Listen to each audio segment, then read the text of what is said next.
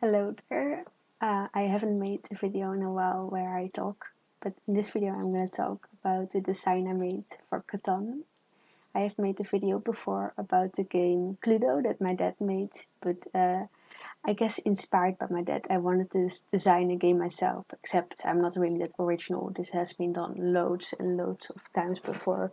I just wanted to give it my own twist though, because besides Cluedo, Catan is one of the games I really love to play with my friends and boyfriends.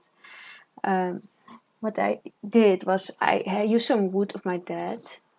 I had metallic sticks. I had blank playing cards, and you can guess I sort of managed to figure out the design for myself. Got a nice box and started working, as you can see in this picture.